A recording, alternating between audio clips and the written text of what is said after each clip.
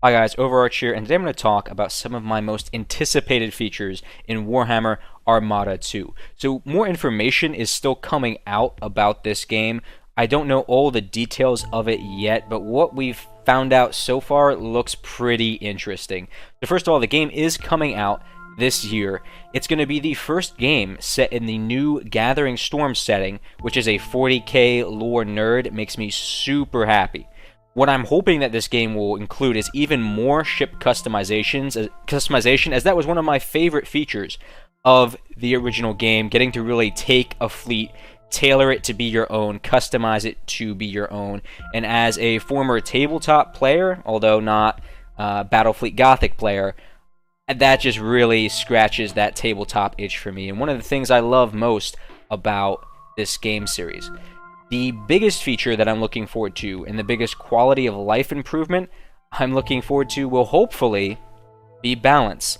Anyone who played the original knows that the balance isn't necessarily that great. So hopefully with this game, they've had a chance to look at everything that worked or did not work with the previous game, really think about it, and figure out how to rebalance it and give the game a much needed balance pass. The next thing I'm looking forward to is the new factions, of course. It's going to have 12 factions. So that's all the factions from the original tabletop game. Right now we know for sure that they're adding the Adeptus Mechanicus, which is the tech priest faction of the Imperium, the Tyranids, which are basically space locusts who have a ton of ships that are very deadly in close range. Lots of boarding and very deadly close range fire, as well as ramming. They actually had melee weapons in the game, which were pretty deadly. Next we have the Dark Eldar, who are just going to be like, they're basically angsty Eldar. Eldar Corsairs, who are probably going to be even more elusive, and I'm not really sure how they're going to manage them, but they're going to be slightly different in terms of mechanics and play, but still very similar to the Craft World Eldar. Eldar Corsairs are basically Eldar pirates.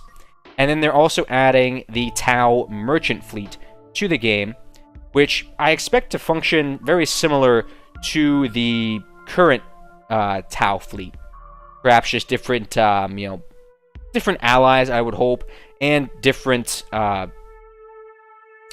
graphical ships.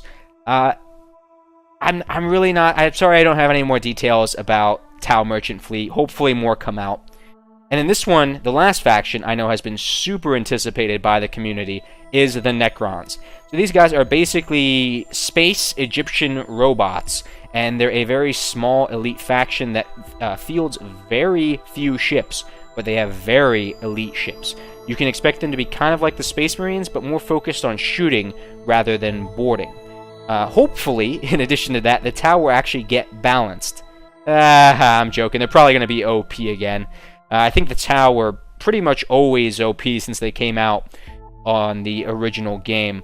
A new campaign is also going to be added, which is really cool. Like I said, first game, first campaign in the new setting, and I really enjoyed the campaign of the first one, and this one's going to have even more variety with all the new factions added in. Now that being said, new factions does increase the game's learning curve, as it means you're going to have to know even more in order to be a competitive player than the original 4 factions we started out with in the first game.